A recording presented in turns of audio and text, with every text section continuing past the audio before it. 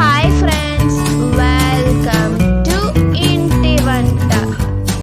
ఇవాల్టి యమ్మీ రెసిపీ వచ్చేసి chicken shawarma అండి. బయట మనం వందలు పెట్టి మనం కొనుక్కుంటూ ఉంటాము. అంతకంటే కూడా టేస్టీగా, హెల్తీగా, సింపుల్గా, అలాగే హైజీనిక్గా మన చేతులతో మనమే చేసుకోవచ్చు అనమాట. చాలా ఈజీ వేలో నేను మీకు చూపిస్తాను. తప్పకుండా ట్రై చేయండి. మరి ఆలస్యం చేయకుండా వెంటనే ప్రాసెస్లోకి వెళ్ళిపోదాం పదండి. ముందుగా ఒక మిక్సింగ్ బౌల్ తీసుకోండి. అందులోకి 1/2 kg వరకు బ్రెస్ట్ పీసెస్ని ఇలా సన్నగా కట్ చేసి వాష్ చేసి పెట్టుకున్నాను. అది వేసి ఇప్పుడు మ్యారినేషన్ కోసం 3 టేబుల్ స్పూన్ అంత ఫ్రెష్ కర్డ్ని వేసుకోండి. 1 టేబుల్ స్పూన్ అంత లెమన్ జ్యూస్, అలాగే మీ రుచికి సరిపడా కొంచెం సాల్ట్, అలాగే 1 టీ స్పూన్ కారంని, 1 టీ స్పూన్ చిల్లీ ఫ్లేక్స్ని, అలాగే 1 teaspoon roasted jeera powder, 1 teaspoon ధనియాల పొడి, 1 టీ స్పూన్ కసూరి మెత్తి వేయడం వల్ల ఫ్లేవర్ చాలా బాగుంటుంది. 1 టీ స్పూన్ పాప్రికా అండి, చాలా బాగుంటుంది ఫ్లేవర్. వాళ్ళు కూడా డెఫినెట్గా వేస్తారు, మీ దగ్గర లేకపోతే స్కిప్ చేసేయండి.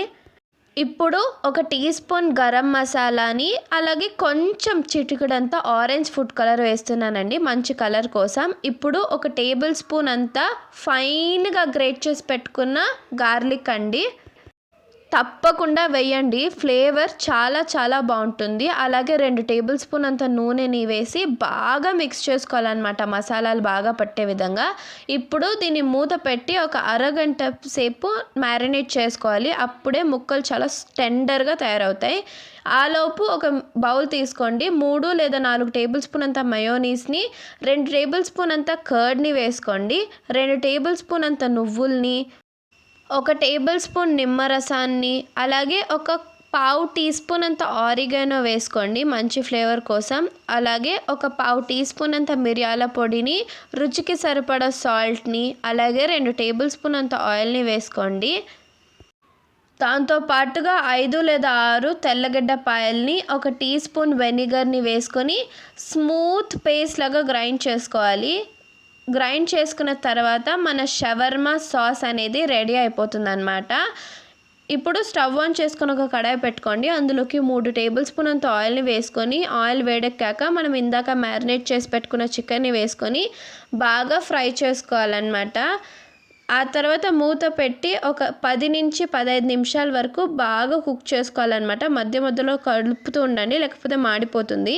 చూడండి, ఇలా ప్రాపర్గా కుక్ అయిన తర్వాత స్టవ్ ఆఫ్ చేసేసుకోండి. ఇప్పుడు ఒక తవా పైన పీటా బ్రెడ్ అంటారండి, పీటా బ్రెడ్ లేకపోతే ఫ్లాట్ బ్రెడ్ అని కూడా అంటారు. దీన్ని బాగా వేడి చేసుకోండి. దీని రెసిపీ కావాలంటే నాకు కామెంట్ చెప్పండి.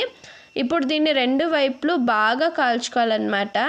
ఇది హోమ్ మేడేనండి. ఇప్పుడు దీన్ని బయటికి తీసుకొని దీనిపైన మనము ఇందాక చేసి పెట్టుకున్న షవర్మా సాస్ని కూడా బాగా అప్లై చేసుకోవాలి. అలాగే రెడ్ చిల్లీ సాస్ కూడా బాగా అప్లై చేసుకోండి. మీరు తినే స్పైస్ని బట్టి వేసుకోండి రెడ్ చిల్లీ సాసు. ఇప్పుడు దీని మీద సన్నగా కట్ చేసి పెట్టుకున్న లెట్యూస్ లీవ్స్ని, సన్నగా కట్ చేసి పెట్టుకున్న రెడ్ క్యాబేజ్ని, అలాగే సన్నగా స్లైస్ చేసి పెట్టుకున్న కుకుంబర్ పీసెస్ని, సన్నగా స్లైస్ చేసి పెట్టుకున్న టొమాటోని, సన్నగా స్లైస్ చేసి పెట్టుకున్న ఆనియన్స్ని, అలాగే మనం ఇందాక కుక్ చేసి పెట్టుకున్న చికెన్ని కూడా వేసుకోండి. మీరు ఏ వెజిటేబుల్స్ అయినా వేయొచ్చండి, కాకపోతే నేను బయట ఎలా చేస్తారో అలా మీకు చేసి చూపిస్తున్నాను అంతే. ఇప్పుడు దీనిపైన మళ్ళీ కొంచెం షవర్మా సాస్ వేసుకోండి. అలాగే రెడ్ చిల్లీ సాస్ని కూడా వేసుకొని బాగా దీన్ని రోల్ చేసుకోవాలన్నమాట. ఒక పేపర్ సహాయంతో ఇలా బయట దొరుకుతుందన్నమాట.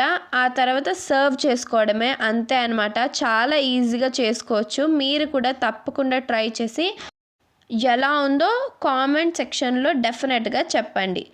Thank you for watching. Please like, share and subscribe to my channel. Bye bye.